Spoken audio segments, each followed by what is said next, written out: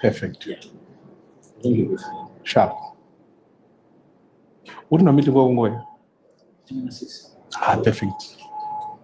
Shamara, it's a family.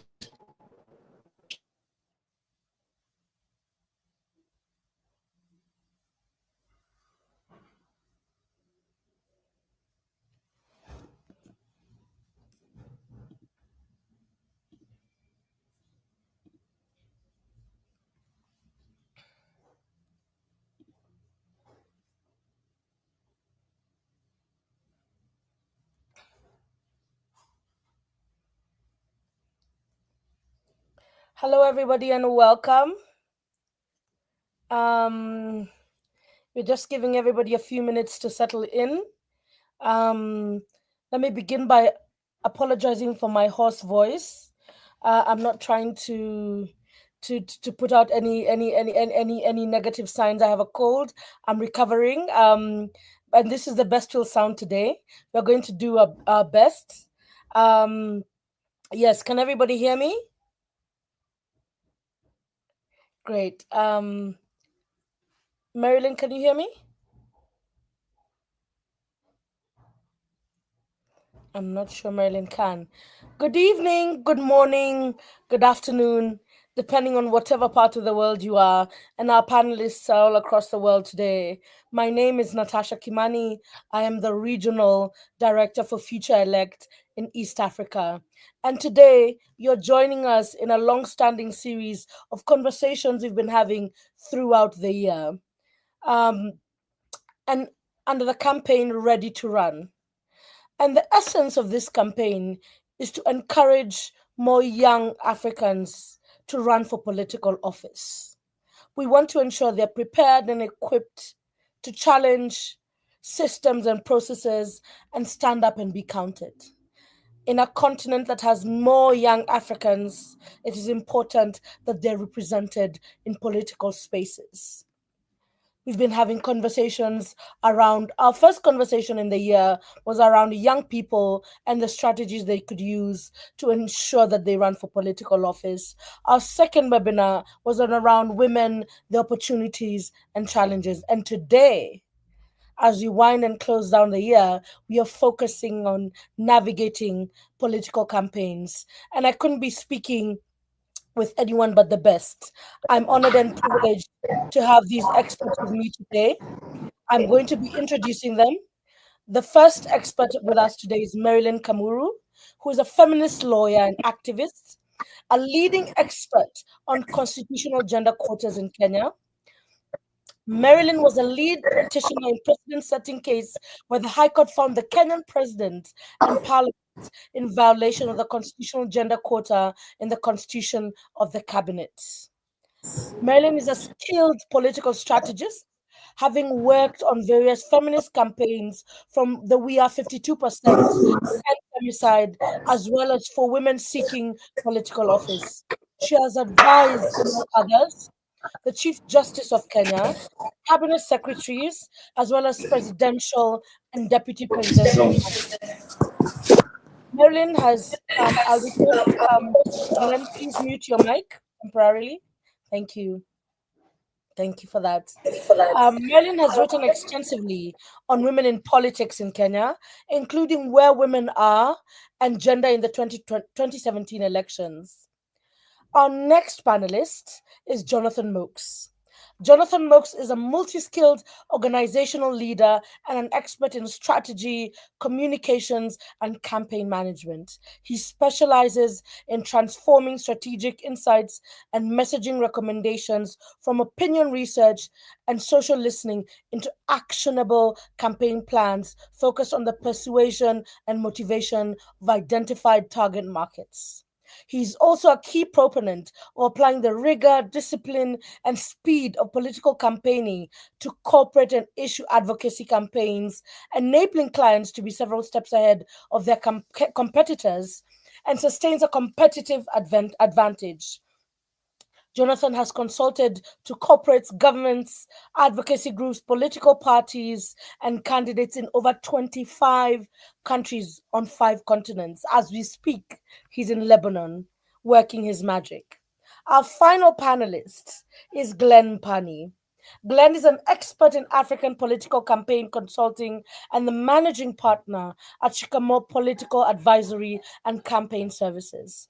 His innovative use of data analytics has notably enhanced campaign strategies, leading to significant campaign successes across the African continent.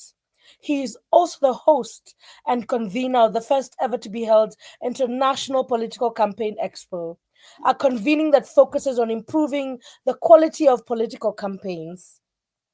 He is an expert, and his expertise spans the development and execution of political campaigns, advanced data analysis, and campaign training. In addition to his role in campaign advisory and strategic development, Mpani provides crucial insights into policy and political risk for businesses exploring African markets. Welcome, ladies and gentlemen. Thank you for giving us your time today. I shortened all your bios because it would take another half hour for me to go through them all. It is an honor and privilege to have you all here with us today, and to be engaging, particularly because we have several elections on the continent in 2026 and in 2027. Personally speaking, as a Kenyan, I'm looking forward to the 2027 elections in my country. I'm going to begin with you, Marilyn, right off the bat. What mistakes do candidates make when formulating campaign teams, and what should they consider when making this crucial decision? And I think someone would even ask, are campaign teams even necessary? Thanks, Natasha, and it's great to be here with all of you. I actually think I am probably the only one here who's running underdog campaigns, so I'm really excited to be here. Campaign teams are crucial, but campaign teams grow as your political aspiration grows and as the clarity around what you want to do grows. I think one of the most important things to know about a campaign team is a campaign team flows from the clarity you have about your own campaign and about yourself. So I think one of the things that candidates have trouble doing is nailing down who they are, what they want to do, what's their objective with a campaign, what's their message fundamentally to the electorate, who's their target voter, target audience for their message, and what is actually the objective of the campaign, because not all political campaigns are to win a political seat. So yes, they're absolutely necessary, and they really start with clarity of the candidate on what they want to do, their personal and political why, and their objectives through this political campaign. To follow up on that, because there are two things that have emerged from that. Not all people run to win elections. But before that, a lot of young people say they don't have resources. They want to run. Can they do so without strong campaign teams? Is it possible to navigate the political terrain with a very lean team or with no one at all? Oh, a lean team is fine. No one at all is inadvisable. Campaigns are emotionally grueling, they're physically intense, they're spiritual crises of faith sometimes. So a team is not just to offer the political advisory that's necessary, logistical support, security, especially for women. It's also to bolster you as the human being who's going through this process. So I think maybe what we need to think about in terms of campaign teams is how you plan to run whatever political office you have. You're not going to run it solo, right? And campaigning is actually you practicing your governance model. So are you the kind of person who likes a bloated workforce? You want someone to carry your handbag and your lunch, and is that what you want? That's how you're going to have a campaign team. Are you somebody who really likes to move fast, quick decisions, people who are really on the ball, lots of information? Again, that's how you're going to organize your campaign team. So maybe think about it as really your practice for governance. So set it up to meet your needs in terms of how you think and how you function best, and also to manage your weaknesses, right? Campaign teams serve both purposes. But no one is not acceptable. I think maybe to follow this up with Glenn, but before we move to Glenn, Marilyn, is it possible to get campaign team members to volunteer without pay? And would they actually be more efficient if you don't have resources? Are young people, can they actually get people to buy into their campaign if they're not being paid? If you can't sell anybody on joining your campaign without having to pay them, you're not ready to run for political office. I love that. That's a quote in and of itself. So if you can't sell yourself without pay, you shouldn't be running for office. You're not ready. Not you shouldn't, you're just not ready. You're not right? ready. You're just not ready. You're just not ready. Yes. Fantastic. Glenn, I'd really love to follow that up and maybe take a step back. What are the key considerations young Africans should make when they're thinking of throwing their hat into the ring? What should they consider when they want to run for political office?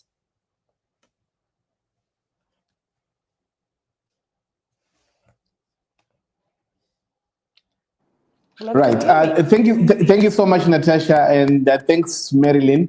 Before I just go to that question, I just wanted to say that when we think about campaign teams, we should always think about them in two categories. There's the technical campaign team that assists the candidate that you cannot avoid hiring because of the professional expertise that they bring. And that campaigning team is necessary for you to be able to invest resources in getting the best. And what are the sort of the positions that we're looking at? We're looking at positions like individuals who have got capacity to run data, manipulate data, so that we have got an appreciation of the strategy that you formulate. Those skills are important, and in many campaigns we have to hire that.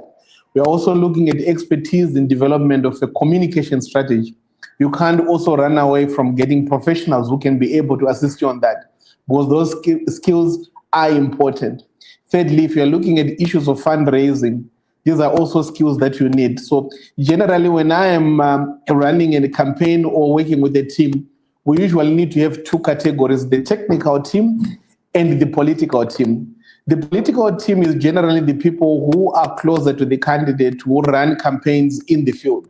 And generally, the idea is for the technical team to embed themselves and provide skills to the political team so that they can be able to assist each other. And usually from the political team, that's when generally you can be able to get volunteers to be able to help. So that is the input that I wanted to provide and add on to what Marilyn ably explained. The next question that you've given me is, what should a young person reflect on when they want to run? Generally speaking, my philosophy is we need to first of all interrogate why you want to run for public office. I think there are many people who just I want to be a councillor, I want to be a member of parliament, I want to be a president. It's always very important to ask yourself, why are you running? And after interrogating why you are running, and usually people come up with various reasons. I'm running because the people want me. I'm running because I'm the best person that is available. I'm running because I've got a calling for it. The basis and the reason that an individual gives for running an election is going to be able to help you understand whether they're in it for a short term or for a long run. So I usually want people who run on the basis of passion. You're running because you're passionate. You want to do it. Passionate people can lose the elections more than once and they keep doing it. Secondly, if you want to run, what level do you want to run? You can't just wake up and say, I want to be president, or I want to be a councillor or a member of parliament. You need to apply your mind to say, if you're going to run for this position, at what level are you running? If you're running for a councillor, why are you running as a councillor? And then the third aspect is the area that you are purporting you want to run. Do you understand and do you know it? I am a fan of local government elections. My team knows that I always say that if in some life I come back and I want to run, I'm going to run as a councillor. Why is it efficient to run as a councillor if you're a young person? It gives you a couple of ways of doing a dry run.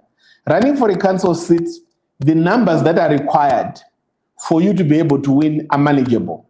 Secondly, in the absence of resources, you can use very little, if not anything, ways of maneuvering in a ward. Thirdly, it gives you a sense of how it can be in terms of the rigor that is required in doing that. So all these are key considerations. Know your area, what are the issues there, and try as much as possible to start with the lower level so that you don't have to ask for resources, financial resources, for you to be able to run. Then the fourth and last thing that I want to say is you need to have a good emotional support system if you want to run for public office. Those who are married, they always say, have you spoken to your partner that you are going to run? Or those are in a relationship, have you spoken to them? Have you spoken to a family? Political campaigns are emotionally draining. If you don't have an emotional support system at home, you break. That's why many politicians suffer from mental health problems. Because the reality is, if you don't have a supporting system, you're going to struggle. So I always say it's important for you to have a good emotional anchoring support system for you to be able to run in a campaign. So in a nutshell, this is what you should consider if you want to run. Thank you, Glenn. And I think those were incredible insights. I'd really like to circle back to one of them, and where you say you should begin at the local level. A lot of young people sometimes feel pigeonholed, and they're like, why should I begin here when, and sometimes there's a perception that councillor is too small a position, and they have sights on bigger positions at different levels, whether it's a national stage. Would it be foolhardy for a younger person to say, listen, I may be a first-time candidate, but I still want to take a shot at MP. I still want to take a shot at, at a national stage and national platform. You see, politics is local. That's very important. Secondly, structures matter to win a campaign. The reason why we say young people should start local, if you look at all candidates who started local, we have got grassroots support. They make it at parliamentary and national level because they've built a very, very evident base of local structure. If you start at the top, let's assume, let me give you an example. You start to want to be a member of parliament. If you don't have a basis of structures, you now have to deal with all the party people who are in structures for them to be able to allow you to run primary elections. This is where now issues of resources become a problem, because you now need to win the primary election first at the parliamentary level so that you can be able to run.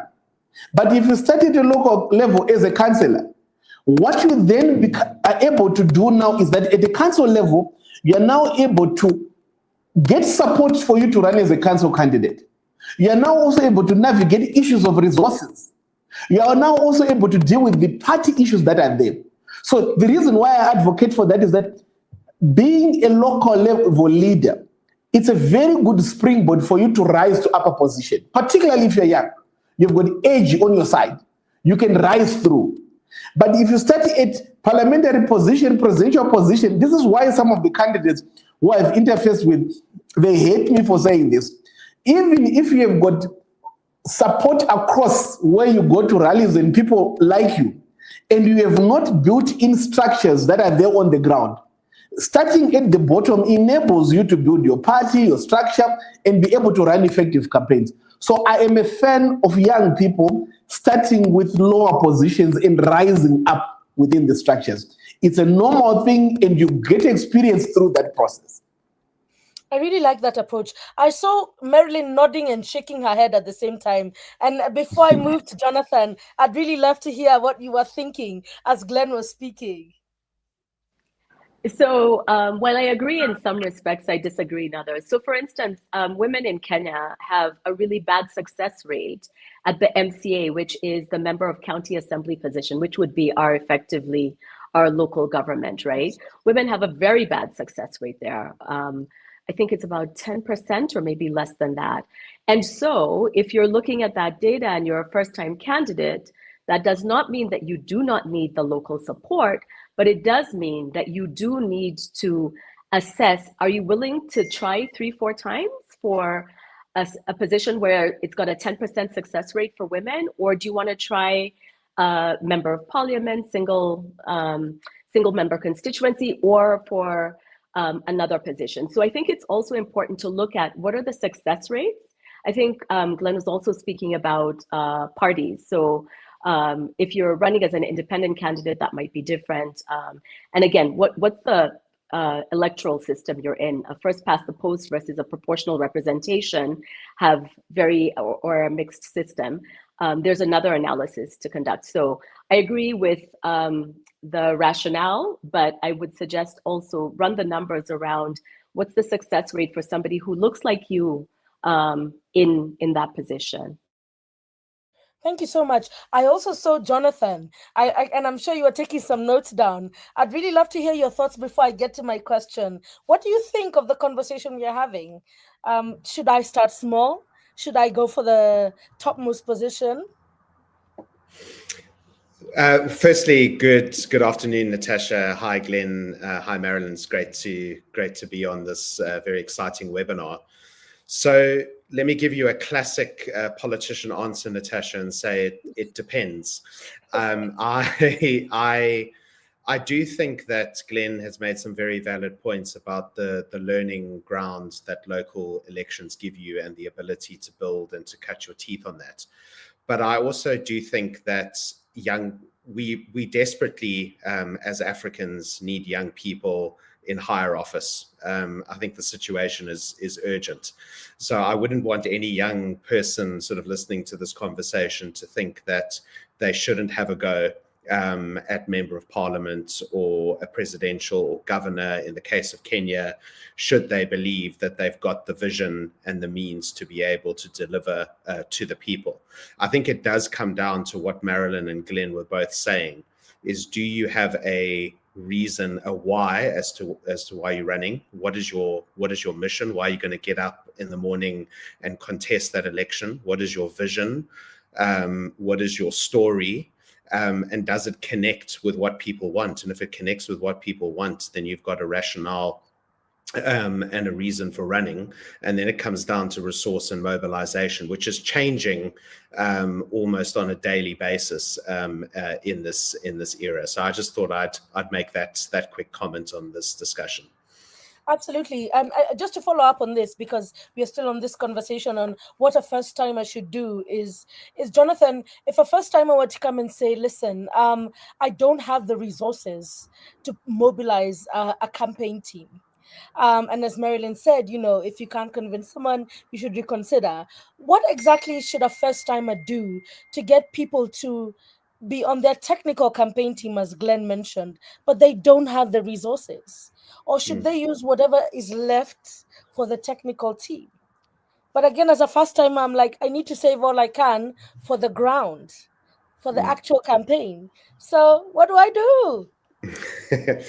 So I think the question is, what is the ground in this day and age? So if you're a first time candidate, I think the first thing is message. What is your message? And I think to Marilyn's point, if your message is strong, you have the ability to convince and tell the story, to get volunteers and people in your network to join your campaign team. It always depends on time. Your job as a candidate, I always say to any candidate that I want to work with, your job description is pretty simple. You've got to, it has two elements to it. You've got to raise money and you've got to win votes. And no matter if you're starting as a first-time candidate or a candidate running for the 10th time, it's never impossible to raise money, as small as it might be. You can always raise money if you've got a compelling message, a compelling value proposition that people want to see. And I think that your first order of business is always to invest in a bit of fundraising capacity with your volunteers and to use your networks of friends and families. In terms of saving resources for the ground, I mean, I'd be interested to find out from the people that are tuning into this webinar as to what they consider to be the ground. I think in many political frameworks, there's very much this traditional framework that you need to go out and canvass and you need to do these big, large-scale events. But I think increasingly for young politicians in the market that's available, there is scope for digital-first campaigns. and digital first campaigns that can build up significant momentum, create excitement. And when I say digital first campaigns, these are campaigns that are leveraging the power of WhatsApp, obviously social media platforms, TikTok, Instagram, Facebook, the traditional platforms, that you can actually translate and use that momentum into ground force, because people no longer organize or want to organize or be mobilized in traditional spaces. They like to be organized and mobilized in digital spaces. And if as a first-time candidate with a resonating message, you can connect on those platforms, you'll find that you can be a lot more advanced than you ordinarily would have thought you'd be. Thank you, Jonathan. I'd really love to follow up on the digital first. There's so many things you've highlighted here, but I'd really like to tag onto that for now. A lot of times we've heard from people who've run digital campaigns that the one thing they forgot to do is to connect with the ground. So on Twitter, on Facebook, they look like they're running a thriving campaign, but sometimes it doesn't seem like it's translating to the same energy.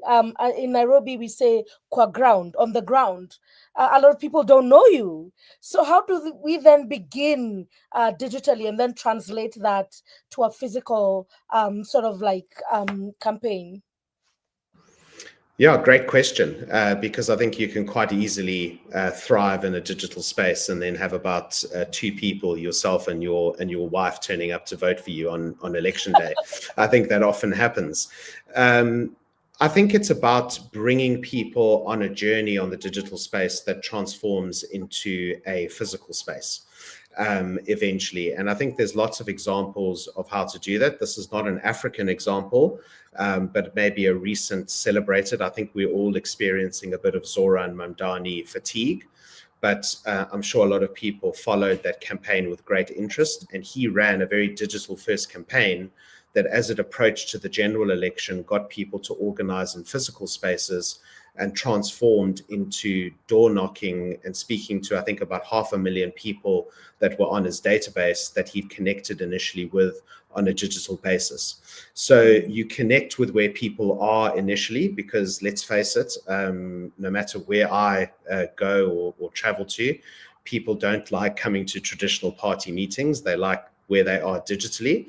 But once people become familiar with you, become excited by your offer, become inspired to join, and remember, as candidates, you want to be telling a story, you want to be developing a story arc, and exciting people to join you as the main protagonist in your journey. If you do that effectively in digital and actually create mechanically the digital spaces for people to join, to give their data, to cohere into ground forces, which then builds up to get out the votes in GOTV, I think that's the way to do it. Thank you for that comprehensive response. And we will be coming back to political campaigns, because, again, I believe that's an entire topic on its own that needs a lot of dissection. But Marilyn, I'd really like to come back to you and ask, particularly because a lot of the young people feel dejected and disillusioned by political parties. They want to go it alone. They're like, I want to be an independent candidate. How practical is that, knowing the African landscape, and particularly for first-time candidates? Is there plausibility of any success? Well, it depends on how we define success, right? So I do think politics is a repeat game. So especially for first-timers, I say this not to add to the disillusionment or the despondency, but be prepared to run multiple times. Most successful candidates did not win their first time around. In fact, if I can just piggyback on the Zohran example, this was not his first campaign, right? And actually, he'd run various other campaigns that were not necessarily political. So what I would say to young people is, we really need to start making political parties work for, gosh, I'm saying us like I'm young. I'm not. You need to make political work. Young at heart. Young at heart. Definitely don't qualify for that youth category, but you need to make political parties work for you. You need to stop flocking to political parties, and you need to make political parties start understanding the power of not just your vote, but of of persuading you. I think too many people step into politics and don't understand that one of the most fundamental things about being in politics is engaging from a place of agency and power. And you allow people to then define how and who you are and where you belong, as opposed to entering, which does not mean being delusional, but it does mean understanding there's some non-negotiables for me. One of my issues when Glenn was talking about rising through the ranks is we really don't have great examples of meritocracy. I can say that in Kenya, we don't have great examples of people rising through the ranks. We have a lot of people stuck. I mean, there are some people who've been stuck for like 20 years, and until they move, then you can't dislodge everybody else. So it's got this blocked pipeline. So I think political parties need to do some work. And one of the ways to make political parties do that work is shift that narrative. Don't step into a political party and say, hey, I'm here to join. Go to a political party and say, hi, I'm interested in running for office. What do you have to offer me? Why should I join your political party? And that is important because, first of all, I see a lot of young people who have some issues that they want to address. And we have, increasingly very weak relationships with political ideology in a lot of political parties. So you want to assess that early, right? And if they know that they have to work for you, then there's some engagement going on. If, on the other hand, you buy into this narrative that it's only through a political party that you actually can access political office, you have a difficult time. In Kenya, since 2010, we're actually seeing a real growth in independent candidates. So for instance, presidency, although third-party candidates rarely win, 30% of presidential candidates are independents. And again, remember what your candidacy can do. Sometimes a candidacy is just about agenda setting. It's saying, you know what, I'm an anti-war candidate, or I'm pro-life candidate, and I want this on the agenda. Sometimes an independent candidacy, especially as a first-time candidacy, can be a very powerful way of mobilizing people around an issue and of agenda setting, meaning that you can lose an election, but that issue becomes an issue that's non-negotiable for whoever wins. So in effect, you may have lost an election, but you've actually gotten an issue that matters to a whole constituency base, which is your base of constituents, on the agenda and on the agenda of the person who's won. So it's really important to think about, as a first-time candidate, what can you win and how can you define success so that it's not just winning the election, right? Like create various metrics for success, because that's also what allows you to keep going during the very turbulent political campaigning process. So, first of all, I really love that definition, because if you set the agenda and even though you've lost, you've still won in a way. But Yeah. Marilyn, before I move on to Glenn and then Jonathan, because I really want them to weigh in on this. In the context of African nations and Kenya, for example, there are some areas that are more for particular parties more than others. Yes. So let's say you're a first-time candidate and an independent one in that. How do you navigate areas that are, for example, we have UDA, we have ODM, we have DCP, and if I've not named you, please, this is not any indication of any political inclination. So how do you campaign as an independent candidate in these very political, counties and areas? So first of all those parties that you've mentioned, how open are they to first-time candidates, right? So I think let's be very honest here. Natasha didn't invite us and tell us to be gentle with you guys. She told us to give it to you hard. So if you're going to ODM or you're going to UDA and you're a first-time candidate, the likelihood that, and there's an incumbent, or there's been interest, or there's a particular reason that some other person would be preferred for the position you're interested in, you're going to have a very difficult time with the political party nomination. If you're comfortable with that and you can work with this person and you want to build credibility within the party, by all means do that, right? And sometimes you can even engineer it so that you step down, you're magnanimous, you get some credit, maybe people think that there's something they need to give you later on. That's possible. However, if you look at that scene and you're like, high likelihood I'm not going to get anywhere near the nomination. What do you want to accomplish with your independent candidacy, right? Or do you want to not run this time? I do think that it's important that just wanting to run doesn't mean you have to run for the next election that's coming up, right? Sometimes you can use that as a learning process. So I don't think that political parties have the market as cornered as they want us to think they do.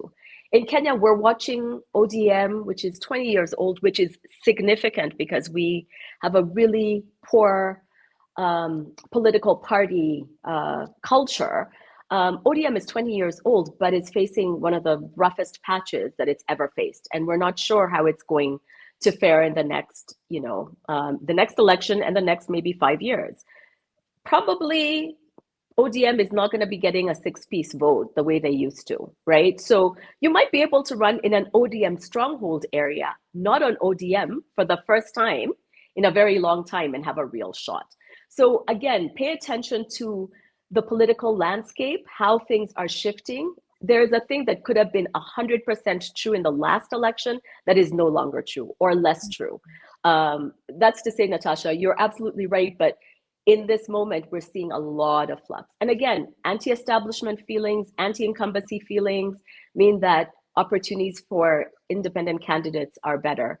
But independent does not mean non-affiliated, right? I think sometimes people get stuck with independent, so I don't have. Independent can be your 5 independent candidates across the country who are all speaking about, we think the debt is too high, right? So you're independent, but you've got an issue that's linking you across a region, across the country. So think about independence, but also think about making it a creative enough category for you that it's bigger and allows you some room to breathe, even as an independent, right? Access to media, access to coverage for your message, things like that. Thank you, Marilyn. Glenn, we've had this conversation severally, so I know some of your thoughts around independent versus political party, but I'd really love for young Africans to hear what you have to say in regards to the same. So I'm going to be. I don't believe in independent candidates. It's one thing that I feel like. In fact, my philosophy is there's no one who is independent. I think independent, largely when you look at the frustrations, and so this try to into the fold when they. Glenn, your internet is a bit patchy. Can everybody else hear him, or are you also experiencing the same? Yeah, Glenn, your internet is slightly patchy. Now we've lost you completely. Sorry, let me try and reboot. Yes. What happens? Just one moment. Can you now hear me we can now? hear you. Yes, perfect. Right. Don't move. Just stay where you are. Okay, fine. No problem. Oh no. We've lost you again. As we try to figure that out, I think we'll move to you, Jonathan. Jonathan, can you hear me? Yeah, I can hear you perfectly. Yes. So as we try to figure that out, I'd really love to hear your thoughts on, party versus independent. Although I know you've done a fantastic job in building a political party, so it would be great to hear your insights. Yeah. So, yeah, it's going to be fascinating to hear what Glenn's about to say. I think it'll be an interesting provocation. I think, I'd like to start where Marilyn ended off, that things are in a huge state of flux and politics has changed. I mean, when I worked in building a political party, political parties were very much still in vogue. I think that's becoming less the case today. Just checking, I see Marilyn can't hear me. Can you hear me, Natasha? I can. Marilyn, can you hear us? Okay. Now, yes. Okay. Now, yes. Okay. All right. Perfect. I'll continue. So I think we're in an age, interestingly, where political candidates are compelling because of personality. So it's personality-driven politics, less so than party systems. I think we're also in an era where ideology, which used to be big about whether you're centre right or you're centre left or you're socialist or you're capitalist or whatever the case may be, that's less relevance today than it ever has been. It's all about focusing on specific issues, what your vision is, what your message is. So I think that gives an increasing scope for independence to get a decent resonance. And I would also agree with Marilyn that independence shouldn't just be seen as one sort of random person. Independence can also come in and collate and cohere. But I think also what is always important to factor in is electoral systems. So for a long time, for example, in South Africa, where I hail from, it was very, very almost impossible to run as an independent because of the proportional representation system of the National Assembly rules and the provincial legislature rules. You could run as an independent at local government level. That changed for the last election, but the odds are heavily stacked against independents. Whereas in first past the post systems, it's doable and feasible. I think the difficulty, obviously, as an independent, is that you do suffer a little bit from the lack of access to party machinery. Although in these days and age, as party candidates, one has to sort of muster and develop your own resources regardless. The other thing that I would always hasten to say when you're running as an independent, and I suspect this is partly where Glen may be going, is that if you are successful and you get elected as an independent, and you're in a kind of coalition country, and increasingly politics are moving into coalition sphere, that's when your time as an independent ends, because you have to be part of something. You have to caucus with someone. You can remain an independent voice, but sometimes your relevance gets a little bit diluted unless you're a single issue person.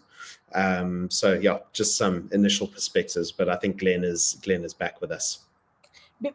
Before we move on to Glen, do you think, particularly because we've seen that a lot, even a bit in South Africa, do you think party and personality-driven politics will have more of an impact than party politics in the next 5 years in Africa? And I know that's very general, but what are your insights? Because again, we have more and more young people saying we want to ditch the parties. We want to go alone. I think the trend, I mean, look, I wouldn't say that I can speak for the entire African continent, or have I done a representative survey, but I think personality politics is very much in vogue. People, if you look at South Africa, for example, so it's the country that politically I know the best, although I've operated obviously in a number of other countries. There's been a significant drop of turnout and voter participation over the past few elections. But where compelling personalities do exist, they're able to drive differential turnout, whether that's Jacob Zuma or whether it's Helen Zille, who's standing to be the mayoral candidate in Johannesburg, and I suspect will drive a differential turnout. I think individuals across the African continent have run very compelling individual campaigns. I would be interested to hear you, Natasha and Marilyn, as Kenyans sort of talk and describe the sort of William Ruto, which was very much, I think, a personality-driven campaign in 2022. I think if you look even in the opposition space, how Bobby Wine in Uganda is currently running a campaign that's very, very personality-driven. I would even argue Botswana, Duma Boko, it's very much about Duma Boko and less about the umbrella for democratic change. And I think what you always also see in presidential elections is that net favorability ratings of a particular candidate always need to be higher than that of the party to ascertain success. And even if you look at probably non-democratic spaces, there's a lot of social media excitement about someone like the Burkina Faso coup leader, Traoré, which again is not necessarily driven by the system or by the military in Burkina Faso, it's driven by the individual. So I don't want to opine on whether this is a good or a bad thing, but I think campaigns increasingly, what we'll see over the next 5 to 10 years, is they are going to be driven quite heavily by personalities. Thank you, Jonathan. And I think that's great insight. Glenn, we'd really love to hear your thoughts, although people are already disagreeing with you even before you Yes, comment. no, it's good for them to disagree with me. You know, there are two things that I wanted to add, which we didn't mention at the beginning. Decisions on running are based on data. What numbers tell us is very important in informing whether a person should run or not. Young people should invest their time in understanding numbers. And when we're talking about data, what are we talking about? We're talking about data that gives a longitudinal understanding of patterns of voting in the area. We're also talking about party database, which is very important. We're also talking about understanding the voters' roll. Those three key tools are very important for young people to understand. The reason why I'm so much averse to running as an independent, if you look at Afrobarometer data, party identification is very strong on the African continent. Who you associate with is very important. So it is an exercise in futility for one to be able to try and ride on being an independent simply because the journey towards running a campaign without a machinery, like what Jonathan and Moakes has said, is very, very difficult. It makes it quite hard for you to be able to do that. Secondly, when you go into these offices that are elected representative offices, as a councillor, as a member of parliament, they're a game of numbers. So once you step in, you realize that at the end of the day, you don't have a way of canvassing and caucusing.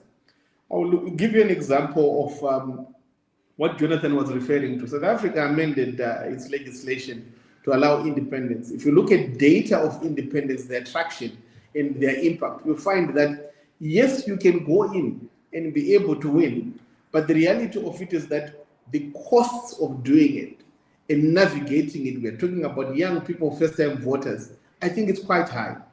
There is a counter-argument. How do they get into parties? What parties are entrenched by people who have been there for a long time, and it's very difficult for them to win primary elections. In fact, frankly speaking, in most countries, primary elections, they're stuck against first-timers because they are people who are holding on to these positions. They don't allow access. This is why conversations within political parties should be on how do you improve the quality of leadership, because most of these political parties don't have quality leadership. They then need to come up with ways of ensuring young people, professionals to access it so that they can improve the quality of running a campaign. I think it's an easier and better conversation than for us to be able to hope that if one runs as an independent, it will be easy. It will take a toll on you. That is why I'm not a favorite of independent candidates. Glenn, just building off of that, often young people say that it's difficult to run without political endorsements or without a godfather and godmother. What are your thoughts? And if you're speaking to a young person, how should they navigate that without compromising their values? Do they need endorsements to actually have The a reality of our politics is you need a godfather and a godmother in politics. It's the fact. It's a fact of life. I You can't see rewrite the Jonathan rules. nodding. Yeah, Yes. you can't rewrite the rules. The first thing is when you go to a political party and you want to run, the question they would ask you is who sent you and who are you aligned with? Political parties are factional in nature. And so you can't rewrite the rules to say, I am not non-aligned. If you're non-aligned, you are not going to be able to run through. So mostly political parties have got godfathers who identify to say, in these words, we want so and so to run. That's the first thing. If you are not doing it, they are identifying people who are they are placing there, and they are resourcing those individuals. You can't turn it around overnight. You have to be able to get into the system and be able to work on it. That's the reality of it. So if a person says, should I look for a godfather or godmother? Yes, you should. You now need to use your lenses to say, that godfather, that godmother that you're the aligning, is it for advancing an agenda that is in the interest of people? But if you don't do it, don't think that it's not going to happen. It happens. Political parties are run by godfathers and godmothers. So if a person does not have a political endorsement, their chances begin to decline. Yes. I see Jonathan nodding and then shaking his head, and I see Marilyn saying absolutely not. I'd love to hear from the both of them. Let's begin with you, Jonathan, and then you, Marilyn. Yeah, I mean, this is a really fascinating and an important conversation. So I think maybe calling them godmothers and godfathers is giving them too nice a description, or too warm a description. But I think and I think Marilyn spoke about the need for realism. When you're looking at a party system, you need to go in with your eyes wide open. And I think party systems, and I've noted some of the comments coming in are, by their very nature, and it doesn't matter whether you're in South Africa, Kenya, the UK, even the US, party systems by their inherent nature are very corrupt, and they are geared towards protecting the incumbents. But there is a way to campaign in political parties. And in order to win nominations and to make headway, you always have to treat your political party as an electorate, because it is an electorate. And too often the rigor and the discipline that we like to talk about in external campaigns of saying, well, what is my message? What is my market? What is the data showing? How do I get the endorsers? Young people and first timers don't approach that when they go into a political party machinery and try and seek the endorsement. You need to make sure that you are tailoring a decent political strategy for the internal market. You need to make sure that you are analyzing the electorate and understanding, who could be the beginnings of a base, who could be your swing voters, who's always going to be against. You need to understand the numbers, and you need to do the proper persuasion canvassing work inside the party to get you to the point where you can get that nomination. And I think first-time candidates who want to go into the party system need to be very, very alive to that fact. And yes, it is geared towards you, but in many elections throughout Africa, and certainly the ones that I'm involved in, elections are always geared against us. We often, I think many of us work for the underdogs. And you have to go through 3 phases of winning the election, proving the election, and navigating a transition. And that doesn't just apply in the external universe, it applies in the internal party mechanisms as well. Jonathan, if I could just follow this up before I move on to Marilyn. People like Mpani ran against the tide.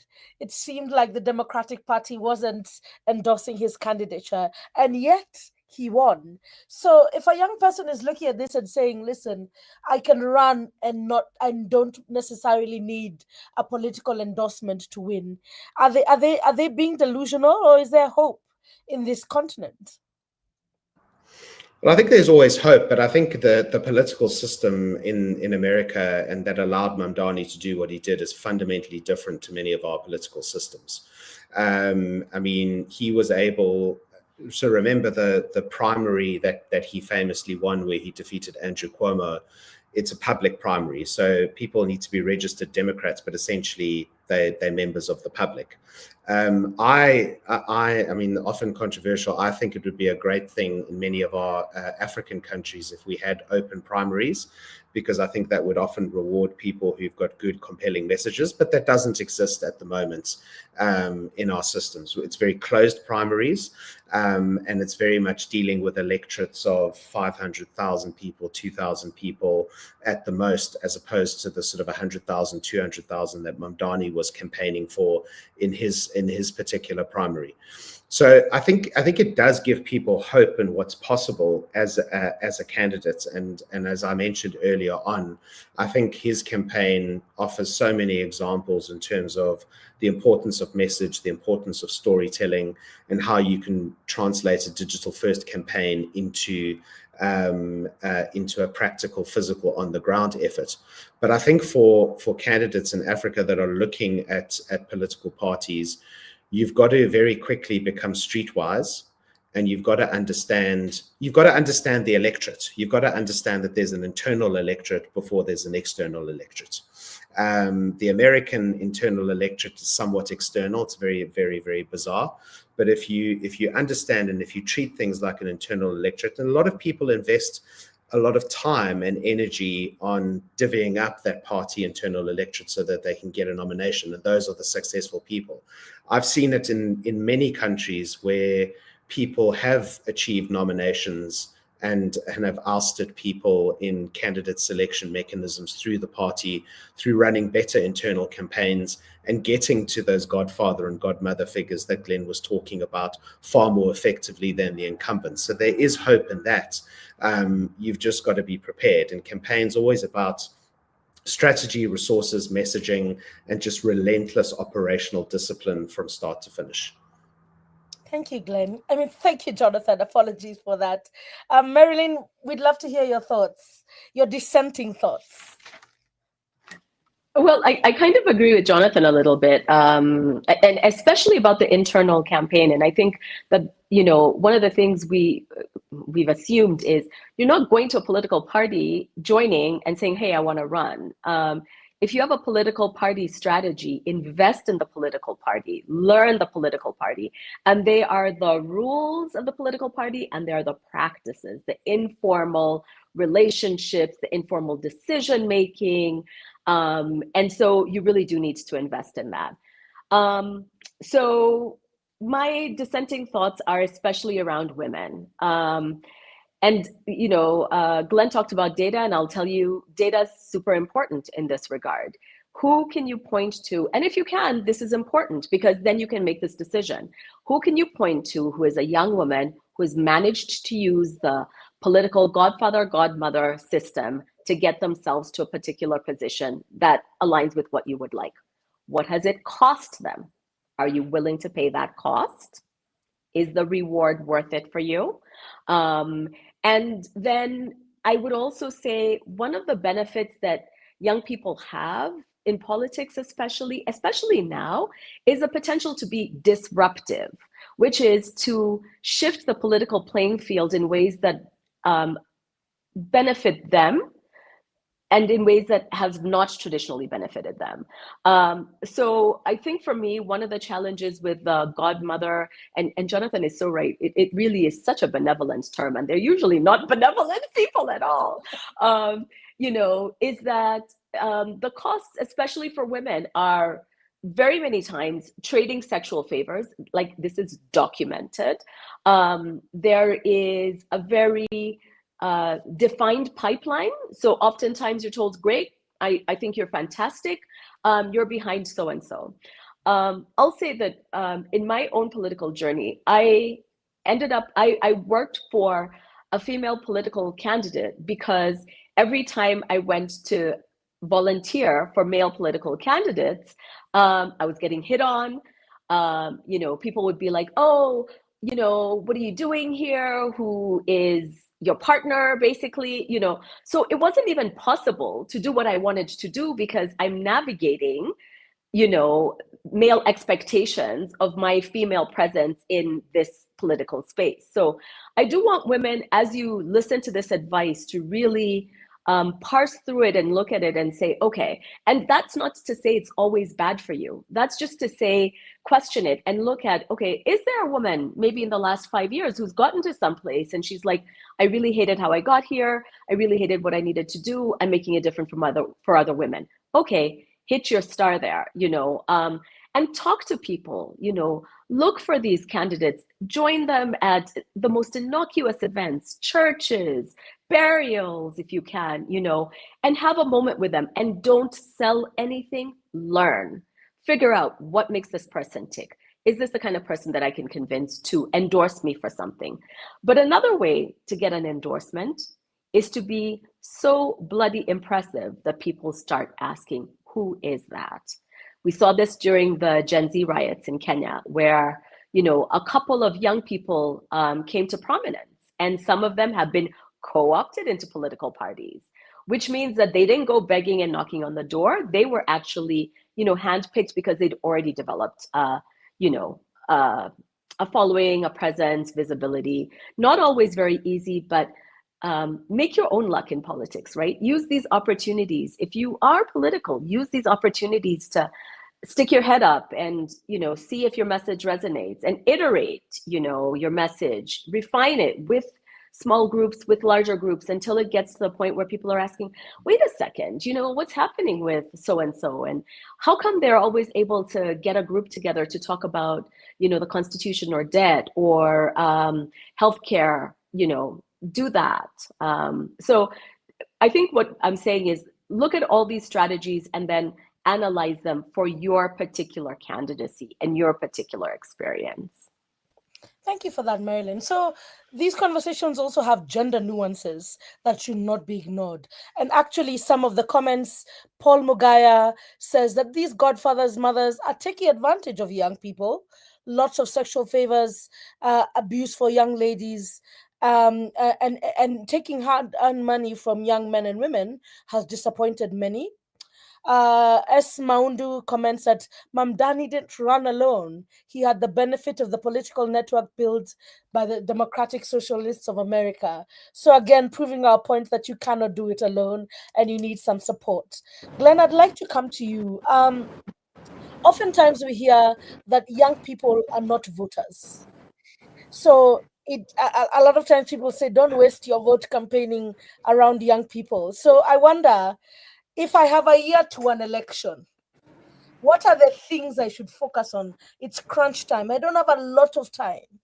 It's a year, maybe a year and a half towards the election. What should a young person focus on to win and make a good impression?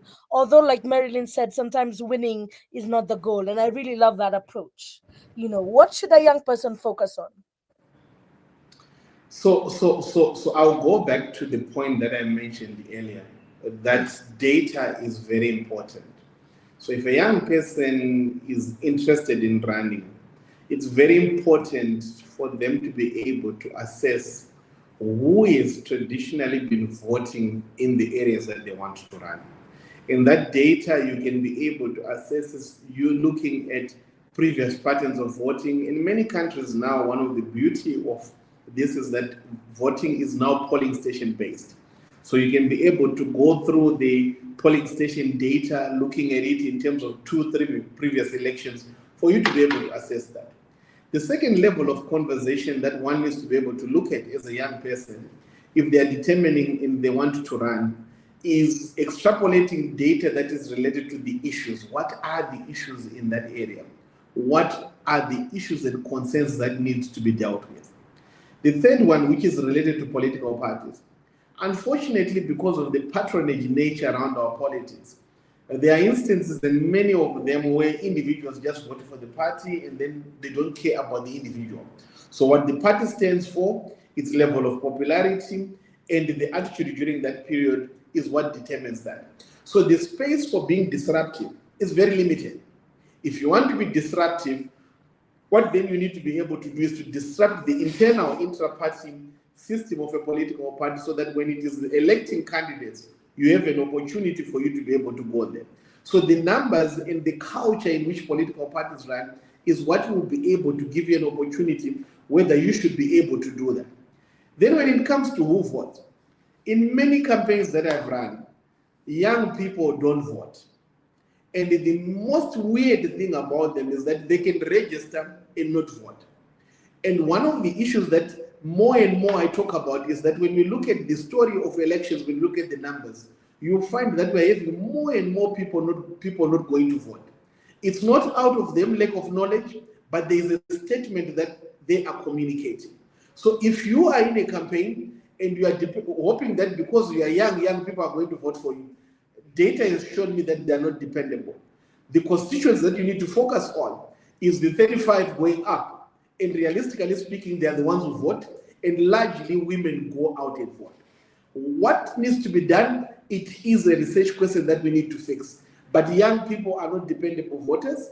And even if you look at the Kenya case now, the Gen Zs that have been doing all this, and let's look at the data that is going to come out. You're going to be surprised that in as much as they are very active, and in literature, there's theory that talks about the issue of agency. When citizens have options of venting out, like protesting, going on social media and Twitter, it can also be a deterrent to voting because they're already expressing themselves through other platforms. So don't in any way assume that by not voting, they are participating elsewhere. But they are also looking at the utility and value of an election as a critical tool for them to be able to participate. So those are the concerns. But young people, they don't vote.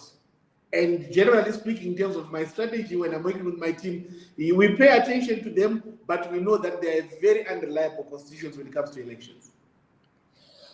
Glenn, so if a person has a year to the election, they should not bother spending time convincing young people to go to the ballot.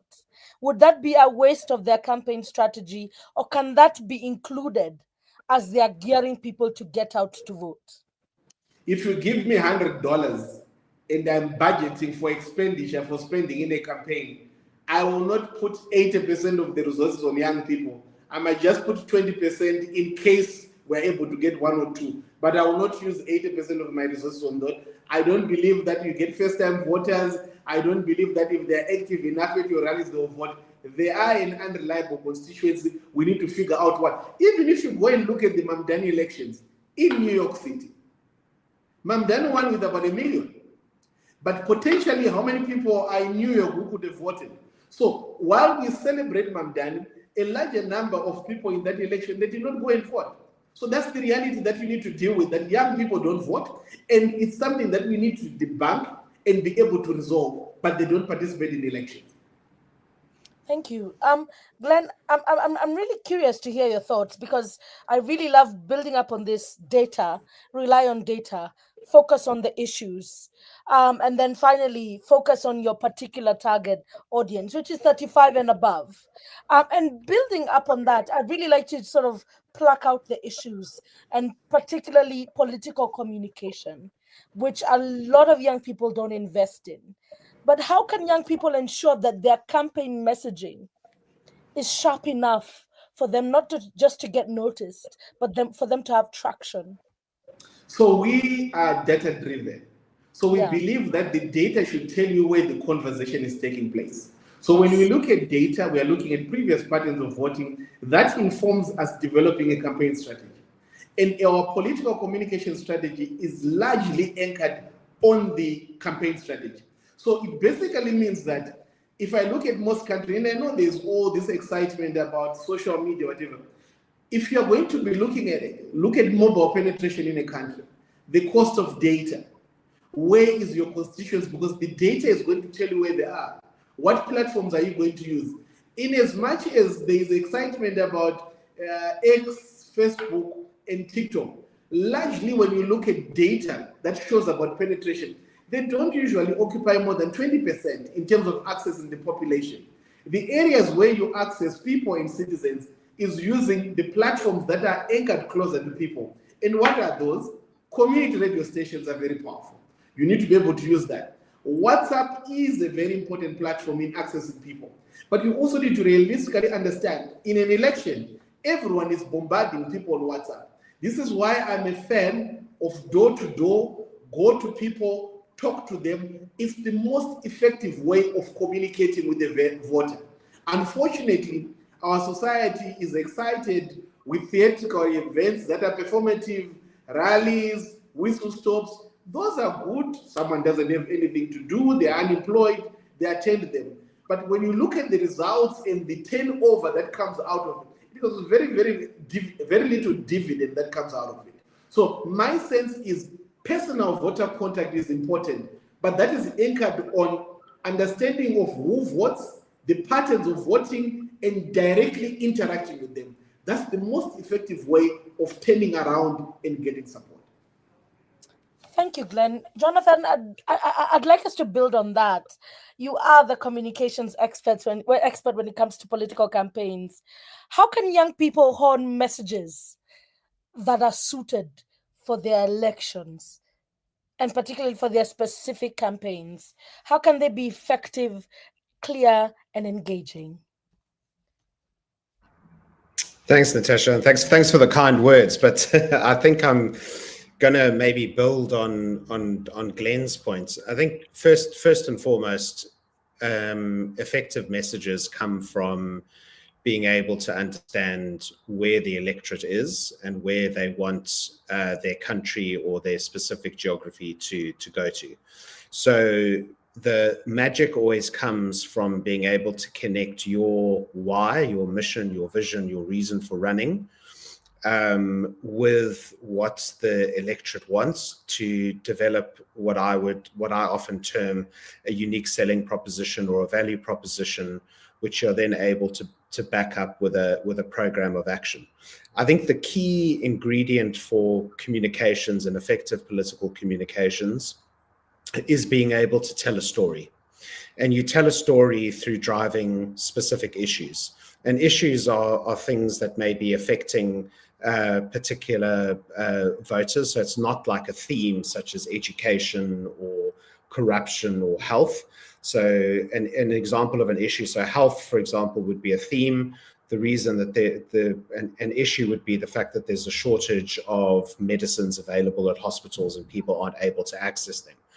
You drive issues like that through positioning yourself as a protagonist, as a hero, by saying that voters are the victims and that the antagonist will be the government or the person that you may be running against, and you are achieving resolution of the particular story, which is to ensure that there are enough medicines at a particular hospital, which is an essential ingredient of being able to realize the Kenya, the Zimbabwe, the Zambia, the South Africa that everybody wants. So I think storytelling is key, and we all love a good series on Netflix. You've got to sometimes think of your political campaign as a series of episodes and a series of seasons that ultimately take you to the eventuality of winning the election, which would be the big sort of season finale, as it were.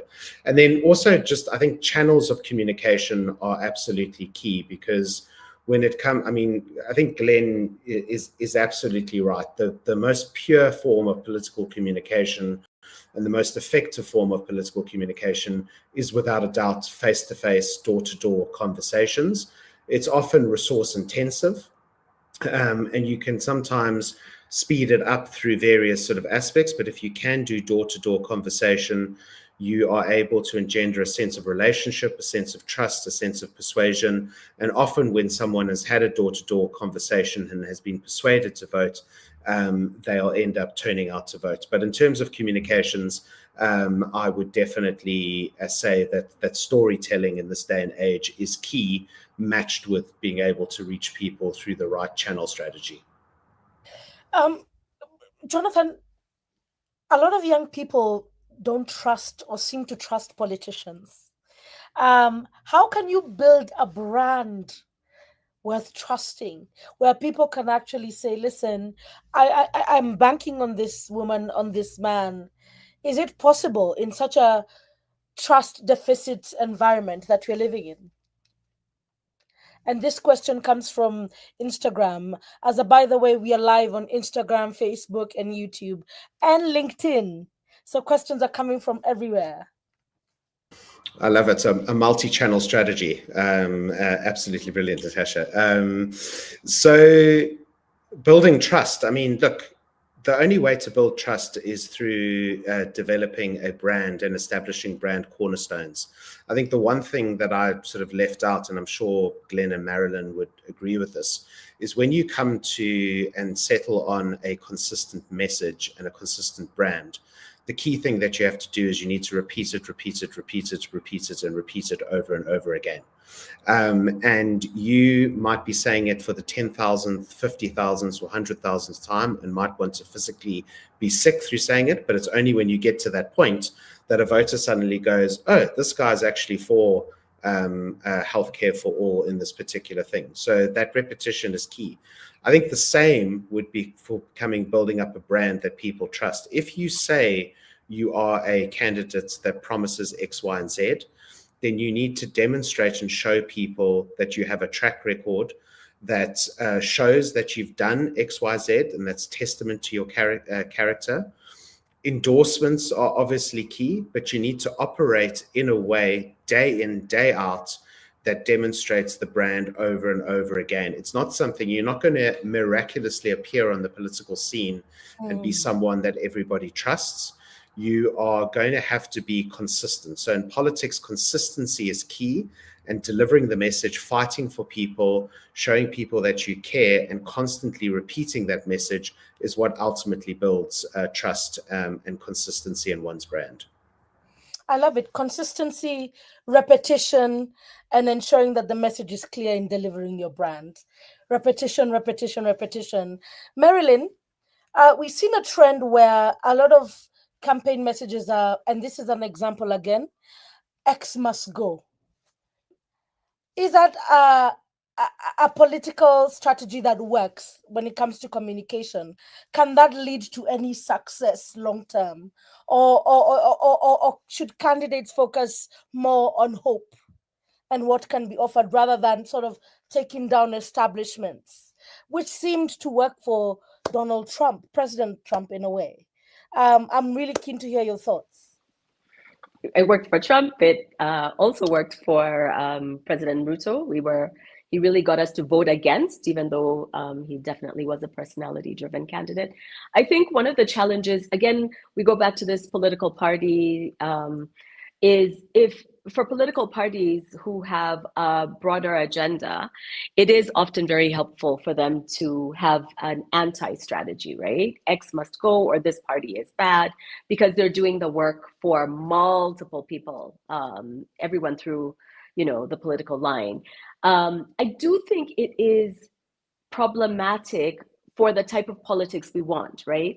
We're talking about how young people don't vote, but I actually, and I think one of the things we, in Kenya especially, have had to take significantly more seriously is not voting is a vote, right? Like boycotting elections has become a very effective way for the citizen to withdraw the political legitimacy of elections. So it is problematic to me when we concede young people don't vote. I mean, I always say, why aren't they voting? I think that's a very important question. So I think it's important to have a for message, because a for message draws people in. And to Jonathan's point, it is part of this narrative arc, right? It's part of your story and how you can help people. People generally aren't voting so that somebody, well, this was Trump's politics, so I probably shouldn't say that, but generally people aren't driven by harming other people. They're really driven by self-interest. So if you can craft a narrative of self-interest that connects you and the voter, and they can see how voting for you is in their own self-interest, in their own best interest, you have a much deeper connection than you do when you're anti something. It also means that your comms need to be a little more sophisticated. Being, X must go. I mean, Kenya, we all know one time Ruto must go. Okay, and then, so it doesn't actually prepare the voter for you. It prepares the voter for anyone but that person. So you need to be very careful, especially as a first-time candidate, because you probably don't have a brand that's very solid yet. You're not very visible. So I would be careful on jumping on these bandwagons as a way to elevate my candidacy, especially as a first-time candidate. Building up on that, Marilyn, how can young people control the narrative? Oftentimes, and again, not to use him as an example, and I'd love to hear Jonathan's thoughts on this, Trump was very successful at that.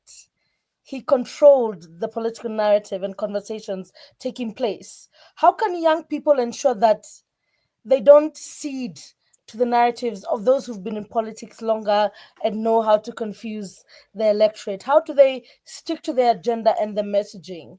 What strategies can they use? So first of all, it comes with, how do you believe you are engaging in the political sphere? So I would challenge how you framed it. I would say, Okay. how do young people frame the narrative for the world in which they want to live?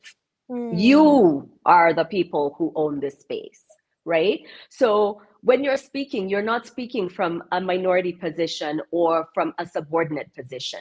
You're actually telling people, we see the world in the next 20 years in this way. You're going to be 85, my friend. So when I'm talking about the next 20 years, and you're talking about the next 20 years, this is a very different conversation. So I think, first of all, shift perspective. Stop seeing yourself constantly in this position where it is helpful to be an underdog, but sometimes you really do need to, especially with a narrative, and if you're shifting a narrative, it needs to be your world, right? One of the things that Trump did, which Jonathan spoke about, is he repeated it. I mean, consistency is key.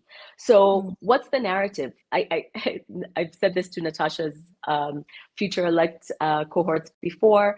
Young people have to stop thinking of themselves as the future and own the present. You will forever be the future. And then there will be other young people who will also be the future, while we're all watching these 80-year-olds and 90-year-olds and maybe some corpses that have been alive for a few years run countries. So you must see yourselves in this space now as belonging. And you really, I really think it is unfair to tell young people that engaging in politics without trying to disrupt it is going to be helpful to them, because that's really not what history has shown us. And to use Glen's word, that's not what data has shown us. What data has shown us is, if we are not sufficiently disruptive of these processes such that they must create room for more and divergent voices, for a little more accountability, for a little more transparency, they will continue in the same way, making the same platitudes. So I think it's critical for narratives to shift from young people's perspective of themselves, first and foremost, and then for them to echo each other.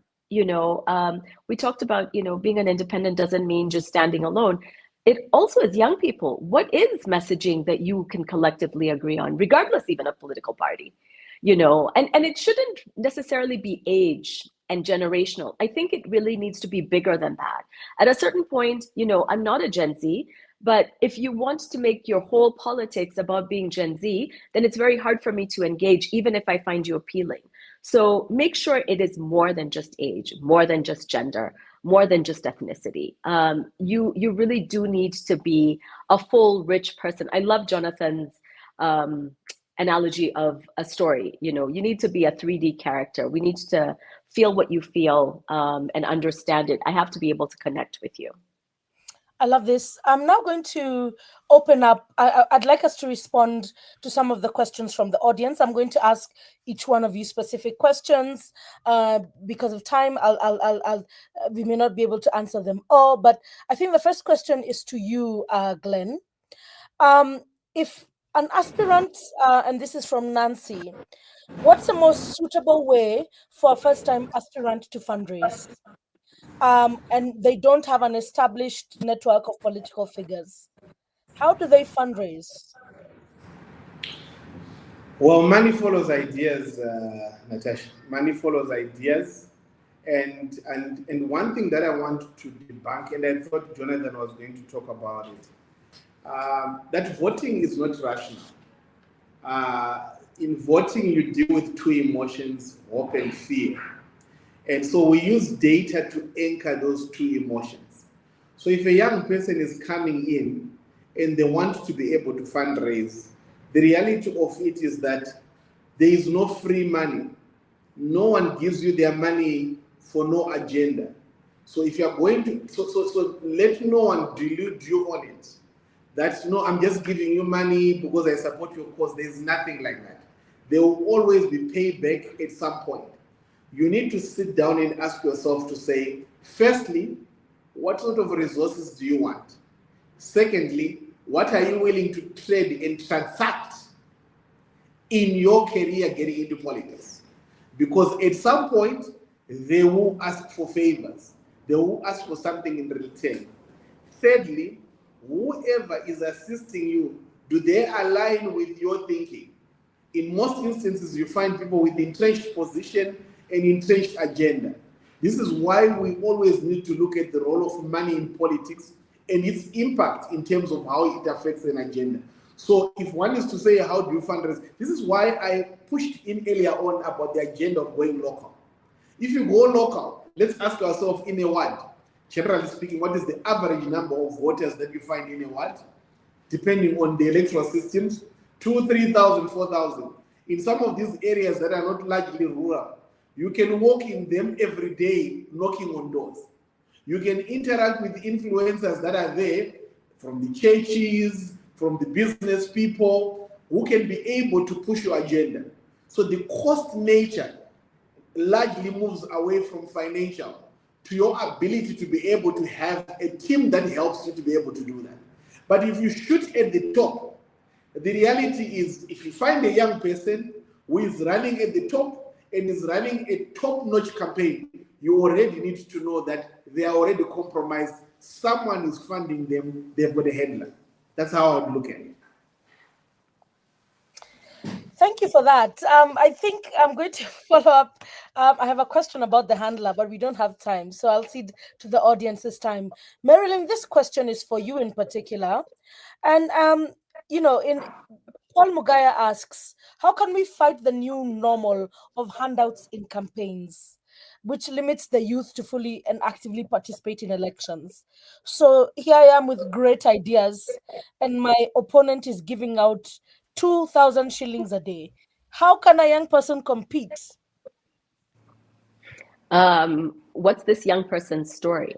So if I was dealing with an incumbent, I'd be saying this 2,000 shillings is what should be in your dispensary. This 2,000 shillings is what should have been building the road.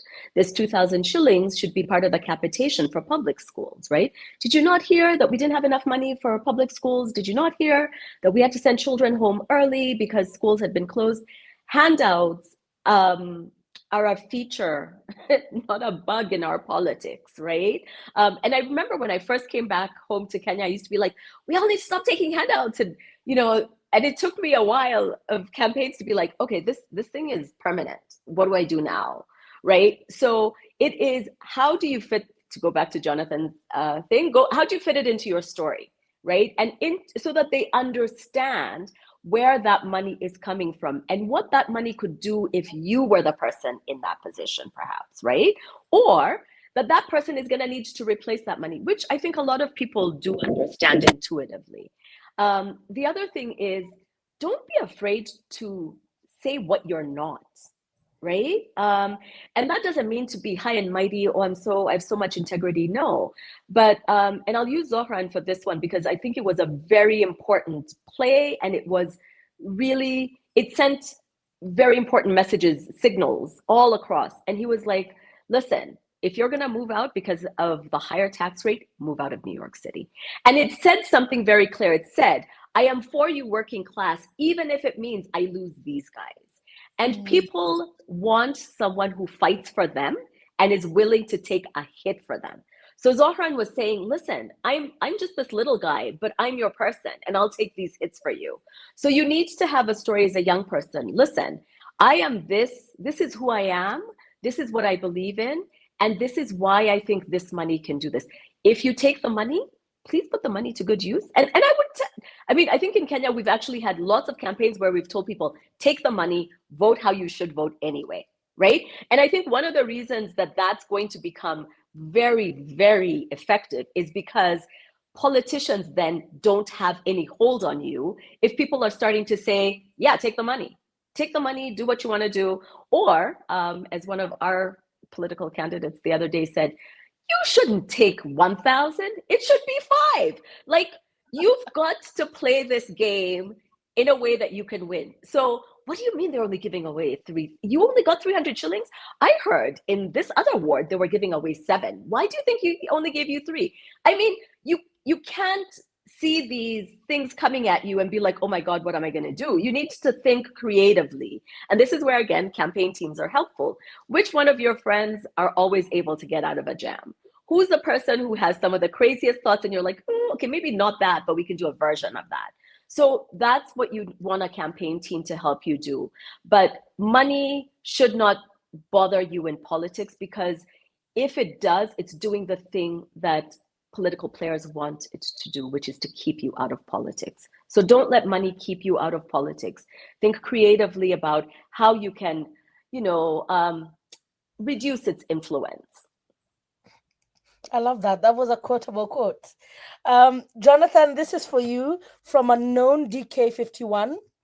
As a young first-time candidate, what practical steps should I focus on right now to build strong community trust and a credible grassroots campaign before election period officially begins? I'm assuming, I don't know which country this is from, so it could be any African country. Yeah, a great question, and I think it enables us to, in many respects, summarize what we've been talking about. So to use Glen's mantra, I think firstly start with the data and map out your electorate. Understand, who are the voting segments, how they voted in the past. To the extent that is possible, try and do a little bit of research. So research is not always expensive. You can actually do informal focus groups, understand and have a very sort of affordable ways of surveys, understand where the voters are. And then, as I mentioned earlier on, it's about developing a value proposition that's based on intersecting your mission and vision with where voters are, putting together a program of action to achieve your vision and set out that value proposition, which is based on what are the top issues in that particular community, and then set out your stories and your issues that emphasize that over and over again, developing consistency. So build your brand, which in turn develops community trust. And I think, Glen, thank you for raising that point about emotion, because voters act and vote on emotion. They don't vote on rationality. They don't vote on a manifesto. I think probably the only people that read manifestos are the people sort of sitting on the screen at the moment. And I sometimes even wonder if candidates themselves read manifestos. But people consume issues through how it makes them feel. And obviously being able to drive issues in that story enables that. And then building a credible grassroots campaign, take the time to systematically, maybe using Glen's example of a ward that has 3,000, 4,000 voters in it. I'm a big believer in what I call a comprehensive canvas. So once you've got your message, once you understand what your political program of action is and what your story is, go and speak to every single voter in that particular ward. And you can make that a ward, constituency, whatever it may be, municipality, whatnot. Speak to every single voter.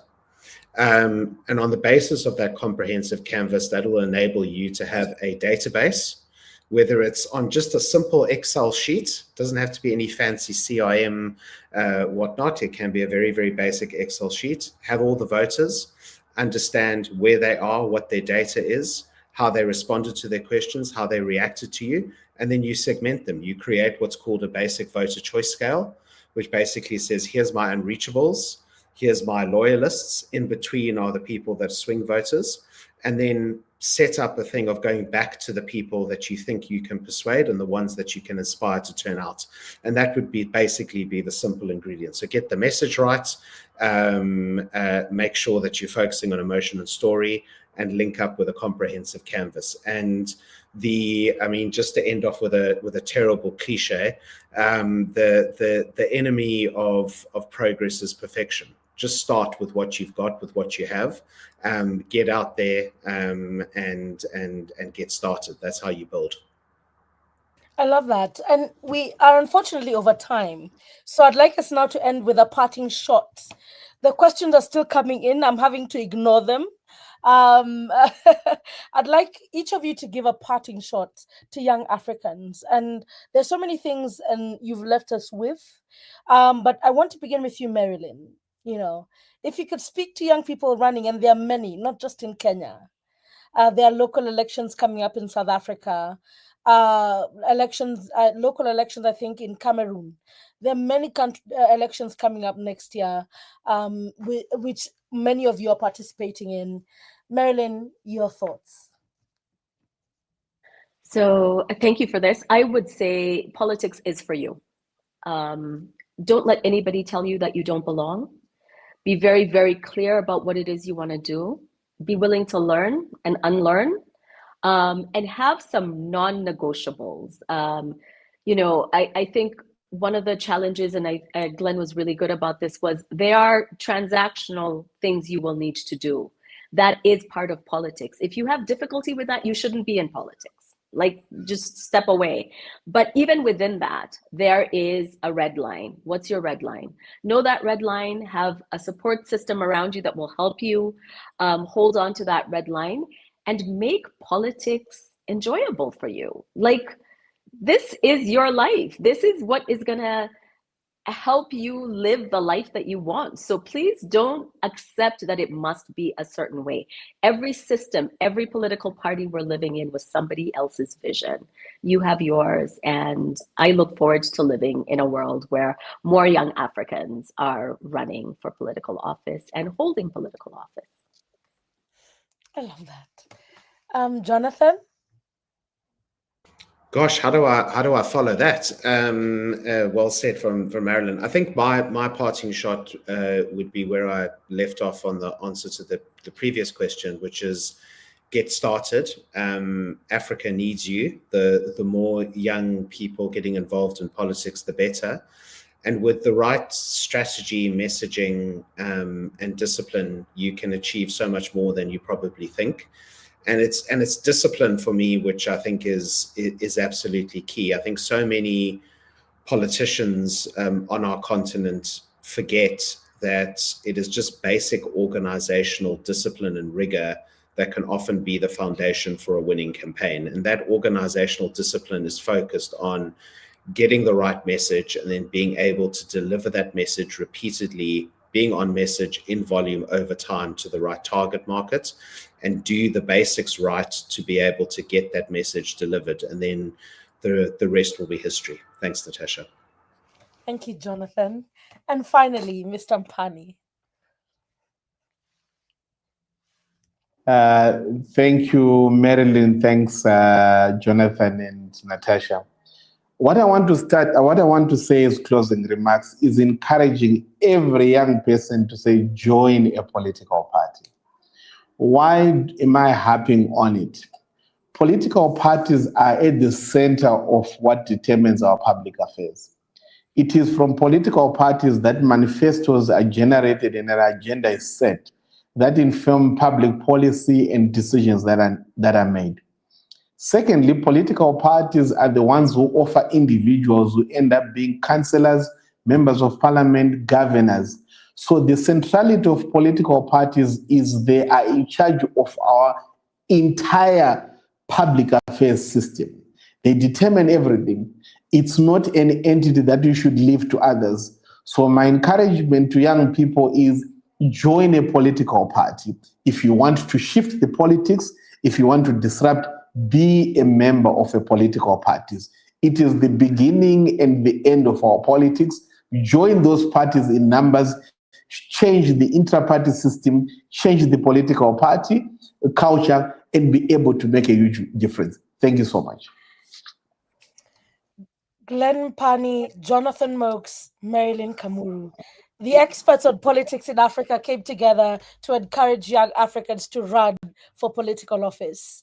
Thank you for your time. Thank you for your expertise. And thank you for spending time with us as we engaged with young Africans across the continent and young Africans at heart as well. We don't want to leave them out of the conversation. This is the final series of the year. in our Ready to Run campaign. It was a fantastic way to end the year. But allow me to say thank you particularly to my team, Shone, Sugar, Julieta, and Maseke, who all bought into this vision of the Ready to Run campaign. From us at Future Elect, thank you to our fantastic panelists, but most importantly, thank you to you, our audience, who have tuned in. I'll leave you with this final word from Future Elect. We want to reclaim the word politician. We want to ensure that in the next 10 to 15 years, you can proudly say you're a politician without someone giving you the side eye. And we want to play a small part in that. Thank you from us to you all. Have a lovely evening.